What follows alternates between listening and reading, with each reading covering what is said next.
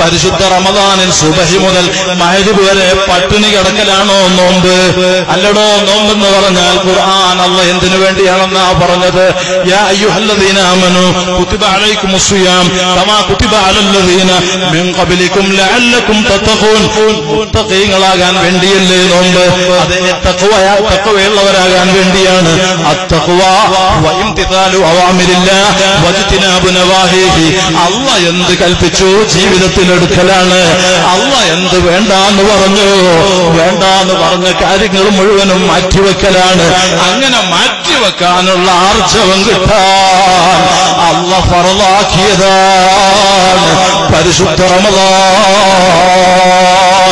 ഹബീബ് ഖുർആന്റെ മുഫസ്സിറായ തങ്ങൾ അവിടുത്തെ ജീവിതത്തിലൂടെ വിശദീകരിച്ച് അസ്ഹാബിനെ ലോകത്തിനെ പഠിപ്പിക്കാൻ കൈമാറിയത് അസ്സൗമു ജന്നത്തുൻ. ഇമാം ബുഖാരി സ്വഹീഹ് റിപ്പോർട്ട് ചെയ്യാണ്. അതേ നോമ്പെന്നുള്ളത് പരിചയാണ്. അതാ ഫൈറ്റിംഗ് പഠിച്ച, കളരി അഭ്യസിച്ച, തൈക്കോണ്ടയും കുംഫും കരാട്ടവും പഠിച്ച ആളുകൾ, അതാ അഭ്യസ്ത വിദ്യരായ ആളുകൾ പരസ്പരം മെയ് ഫൈറ്റ് നടത്തുമ്പോ ചുമടൊപ്പിച്ചിട്ട് അങ്ങോട്ടും ഇങ്ങോട്ടും കാലുകൊണ്ട് കിക്ക് വരുമ്പോ, കൈകൊണ്ട് പുഷ് വെക്കുമ്പോ അങ്ങോട്ടും ഇങ്ങോട്ടും ബ്ലോക്ക് ചെയ്യാണ്, അത് തടുക്കുകയാണ്. ഇതുപോലെ നിന്നെ ആക്രമിക്കാൻ വരുന്ന അക്രമി, ആ അക്രമിയെ തടയാൻ വേണ്ടി നിന്റെ കയ്യിൽ അതാ നിനക്ക് പരിശീലിച്ച നിന്റെ കയ്യിൽ പലിജയുണ്ടെങ്കിൽ ആ പലിജ കൊണ്ട് അക്രമിയിൽ നിന്ന് നിനക്ക് എത്രത്തോളം നിന്റെ ജീവൻ രക്ഷിക്കാൻ കഴിയും, എത്രത്തോളം നിനക്ക് രക്ഷപ്പെടാൻ പറ്റും, അതിനേക്കാളും വലിയ രക്ഷയുടെ കവാടമാണ് സൗമ മുസ്ലിമീങ്ങളെ. അതാണ് നോമ്പ്. അതുകൊണ്ടാണ് അല്ലാഹ് പറഞ്ഞത് അസ്സൗമുലി വഅന അജ്സി ബിഹി. നോമ്പ് എനിക്കുള്ളതാണ്, ആ നോമ്പിന് ഞാൻ തന്നെ പ്രതിഫലം ചെയ്യും. അപ്പൊ മറ്റുള്ളതൊന്നും അല്ലാഹ്ക്കുള്ളതല്ലേ? അപ്പൊ നമ്മളെ നിസ്കാരത്തിൽ ദുആയിൽ പറയില്ലേ, ഇന്ന സ്വലാത്തി വനുസുകി വമഹ്യായ വമമാതി ലില്ലാഹി റബ്ബിൽ ആലമീൻ. എന്റെ ജീവിതവും മരണവും നിസ്കാരവും ഇബാദത്തും ഹജ്ജും ഉംറയും ഖുർആനും ദിക്റും എല്ലാം അല്ലാഹ് കാണുന്ന 5 തവണയും നിസ്കാരങ്ങളിലും പറയുന്നവരല്ലേ? പറയുന്നത് എതിരായിട്ടില്ല. അതിൽ ആന്തരികമായിട്ടൊരു വിഷയം കിടപ്പുണ്ട്. അതെന്താണ്? നോമ്പ് എന്ന് പറയുന്ന ആ വലിയ ഇബാദത്ത് അടിമയും റബ്ബുമായിട്ട് മാത്രം അറിയുന്ന വിഷയമാണ്. അതിൽ റിയാ, ലോകമാന്യം വരാൻ സാധ്യതയില്ല. അങ്ങനെ ലോകമാന്യം പോലും ലവലേശം പറ്റാൻ, ഏശിയിട്ട് നഷ്ടപ്പെടാൻ പറ്റാത്ത വലിയ അള്ളാഹ്ക്ക് മാത്രമുള്ളതെന്ന് റബ്ബ് എടുത്തു പറഞ്ഞ പരിശുദ്ധ നോമ്പ് നീയത്തും വെച്ചിട്ട് സുബഹി മുതൽ മഗ്രിബ് വരെ പട്ടിണി കിടന്നിട്ട് നീ പർച്ചേസിന് ഉപ്പളയിലിറങ്ങിയാൽ അള്ളാഹ് നിന്നെ വെറുതെ വിടൂല ഉമ്മാ. ഇപ്പൊ പല വീട്ടിലും ആണുങ്ങളും മന്ദന്മാരായിട്ട് പേരന്റെ ഉള്ളിലാണ്. എന്ത് മണ്ടൂസന്മാരാണ്. പെണ്ണുങ്ങളെ കയ്യിൽ ക്യാഷ് എണ്ണി കൊടുക്കാണ്. ഞാൻ പറയട്ടെ, ആര് ഭാര്യമാരെ വാക്ക് കേട്ട് ജീവിക്കുന്നോ, പെണ്ണുങ്ങളനുസരിച്ച് ജീവിക്കുന്നോ, അല്ലാഹുവിന്റെ റസൂൽ പറയാണ്, ഭാര്യമാരെ അനുസരിക്കുന്നവൻ ദുനിയാവിൽ വിജയിച്ചിട്ടില്ല, ആഖിറത്തിൽ വിജയിച്ചിട്ടില്ല. ഭാര്യമാരെ നേതൃത്വത്തില്, അവരെ നിയന്ത്രണത്തില്, അവർക്ക് അംഗീകരിച്ചുകൊണ്ട് ആര് ജീവിച്ചാലും ആ കുടുംബത്തിന് സന്തോഷം കിട്ടൂല, ആ കുടുംബത്തിൽ ഐക്യമുണ്ടാകൂല. അതുകൊണ്ട് ഈമാനുള്ള മുസ്ലിമീങ്ങളോട് പറയാണ്, നമ്മളെ കയ്യിലുള്ള ക്യാഷ്, ആ ക്യാഷ് കൊണ്ട് നമ്മളെ മക്കൾക്കും നമ്മളെ ഭാര്യക്കും വേണ്ടപ്പെട്ടവർക്കും ഉമ്മാക്കും ഉത്തരവാദിത്തപ്പെട്ട ബാപ്പാക്കും ജ്യേഷ്ഠാനുജന്മാർക്ക് ആർക്ക് നമ്മൾ ഡ്രസ്സ് എടുക്കുന്നോ, നമ്മൾ ടൗണിൽ പോവുക, നമ്മൾ ക്യാഷ് കൊടുക്കുക, നമ്മൾ ഡ്രസ്സ് വാങ്ങുക, പുരയിലെത്തിക്കുക. അതുകൊണ്ട് സന്തോഷിക്കട്ടെ ഭാര്യമാര്. അതിന്റെ പേരാണ് ഖനാഅത്ത്. അൽ ഖനാഅത്തു ലില്ലാഹ്. അല്ലാഹുക്ക് വേണ്ടി ഉള്ളത് കൊണ്ട് തൃപ്തിപ്പെടാൻ ഒരാൾക്ക് കഴിയുന്നില്ല എങ്കിൽ ലോകത്ത് അവനിക്ക് സമാധാനം കിട്ടൂല. സമാധാനം വേണോ? അതെ, അൽ ഖനാഅത്തു ലില്ലാഹ്. ഖനാഅത്ത് വേണം. ഉള്ളത് കൊണ്ട് തൃപ്തി അടയാനുള്ള മനസ്സ് വേണം. അത് ഒരു മനുഷ്യനായ പെണ്ണിനും ഒരു മനുഷ്യനായ പുരുഷനുമില്ലെങ്കിൽ അവർക്ക് എത്ര കിട്ടിയാലും സന്തോഷം കാണൂല, ടെൻഷൻ നീങ്ങൂല. അതുകൊണ്ടല്ലേ തങ്ങൾ അവിടുത്തെ പ്രിയ ശിഷ്യനിലൂടെ പറഞ്ഞത്, മോനെ അൻഉറ ഇലാ മൻ ഹുവ ദൂനി വലാ അൻഉറ ഇലാ മൻ ഹുവ ഫൗഖി. നീ എപ്പോഴും കീഴ്പോട്ട് ചിന്തിക്കണോ, താഴോട്ട് ചിന്തിക്കണോ.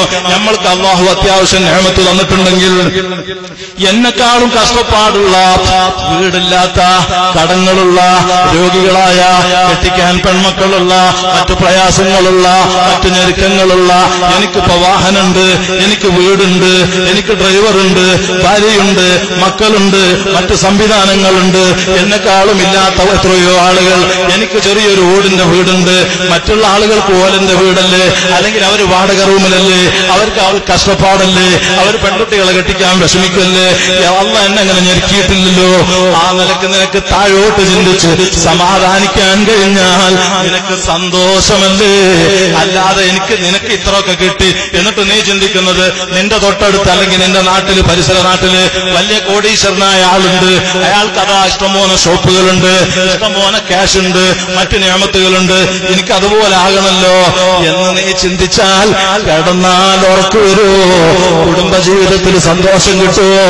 ഞാൻ പറഞ്ഞത് അതുകൊണ്ടാണ് ഇന്ന് നമ്മുടെ രാജ്യത്ത് പോലും, ഇതിപ്പോ പറഞ്ഞാൽ പല പ്രശ്നങ്ങളും സംഭവിക്കും, രാജ്യത്ത് പോലും സ്ത്രീകൾ ഭരണത്തിലേക്ക് വന്നു. സ്ത്രീകൾ ഭരണത്തിൽ വന്നിട്ട് ഏത് നാട്, ഏത് സംഘടന, ഏത് വിഷയം ഒരു സ്ത്രീ ഭരിച്ചോ പരാജയമല്ലാതെ ഇല്ല. ഇത് ബായാറ് തങ്ങളുടെ പ്രസംഗമല്ല, ഉപ്പാപ്പ മുഹമ്മദുർ റസൂലുള്ളാഹി സ്വല്ലല്ലാഹു അലൈഹി വസല്ലം തങ്ങൾ പറയാണ്, ഇദാ ദുയ്യഅത്തിൽ അമാനതു ഫന്തദിരിസ് സാഅ. വിശ്വാസ്യത നഷ്ടപ്പെടുന്ന കാലഘട്ടം വന്നാൽ അന്ന് നീ ഖിയാമത്ത് നാളിനെ പ്രതീക്ഷിച്ചോ.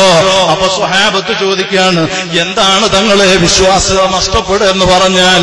തങ്ങൾ വിശദീകരിക്കുകയാണ്, ഇദാ ഉസ്തിദൽ അംറു ഇലാ വൈദി അഹ്ലിഹി ഫന്തദിരിസ് സാഅ. അർഹതയില്ലാത്ത ആളുകളിലേക്ക് കാര്യങ്ങൾ ഏൽപ്പിക്കപ്പെടുന്ന കാലം വന്നാൽ, അപ്പൊ പെണ്ണിന് അർഹത നാട് ഭരിക്കാനില്ല, പെണ്ണിന് അർഹത വീട് ഭരിക്കാനില്ല. ആര് ഭരിക്കണം? ഖുർആൻ പറയാണ്, അർരിജാലു ഖവ്വാമൂന അലൻ നിസാ. പെണ്ണുങ്ങൾ മുഴുവനും പുരുഷന്മാരുടെ ഹണ്ടറിലാകണം. ഭർത്താക്കന്മാരുടെ അതാ നിയന്ത്രണത്തിലും അവരുടെ സംരക്ഷണത്തിലുമാകണം പെണ്ണുങ്ങൾ. പെണ്ണുമക്കളെ സംരക്ഷിക്കണം, ഭർത്താവിനെ സന്തോഷിപ്പിക്കണം, മറ്റ് വിഷയങ്ങളൊക്കെ നോക്കണം, മക്കൾക്ക് നല്ല മാതൃകയാവണം. അതിന് എന്തു വേണം? നല്ല സ്വഭാവക്കാരാകണം. ഒരു എഴുപത്ത് വേണ്ട. നോമ്പ് നോറ്റിട്ട് നീ എഴുപത്ത് പറഞ്ഞാൽ അല്ലാഹുവിന്റെ റസൂൽ പറയാണ്, ഇയ്യാകും വൽ ഇബത ഫഇന്നൽ ഇബത അശദ്ദു മിനസ് സിനാ. പരദൂഷണത്തെ നിങ്ങൾ സൂക്ഷിക്കണം. പരദൂഷണം എന്നുള്ളത് അത് അശദ്ദു മിനസ് സിനാ, അത് വ്യഭിചാരത്തെക്കാളും അശദ്ധാണ്, ഗൗരവമാണ്. ഒരു മനുഷ്യൻ വ്യഭിചരിച്ചു, സാഹചര്യത്തിന്റെ സമ്മർദ്ദം കൊണ്ട് നേറുന്ന മനസ്സോടെ പാതിരാത്രിയല്ലേ, നമ്മൾക്ക് ദ്വാരക്കാനില്ലേ, ലൈലത്തുൽ ഖദ്റിനെ പ്രതീക്ഷിക്കല്ലേ.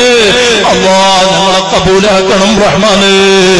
അസ്ഹാബുൽ ബദറിനെ കൊണ്ട് ഏറ്റെടുക്കണം അല്ലാഹ്. ഇൽമില്ലാത്തവരാണ് ഞങ്ങൾ, തഖ്വ കുറഞ്ഞവരാണ് ഞങ്ങൾ, ഈമാൻ കുറഞ്ഞവരാണ്, വറയില്ലാത്തവരാണ്.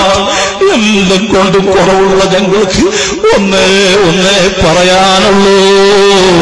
ഇവിടെ വെച്ച് തലാർക്കേണ്ടി വന്നാലും ജീവൻ നഷ്ടപ്പെടേണ്ടി വന്നാലും മനസ്സിന്റെ അകത്തളങ്ങളിൽ അതാ എപ്പോഴും നിറഞ്ഞു കിടക്കുന്ന മഹബ്ബത്ത് റസൂലില്ല, അതിന് കോട്ടം വരൂല. നിന്റെ ഹബീബായ തങ്ങളെ സ്വഹാബ് മഹാന്മാരായ ഇമ്മത്തുമൊക്കെ ഇഷ്കും ഹബ്ബും വെച്ചത് എങ്ങനെയാണ്? ഞങ്ങൾക്കതിന്റെ കോടിയിൽ നിന്ന് ഒരംശം പോലുമില്ല, ഞങ്ങൾക്കറിയില്ല.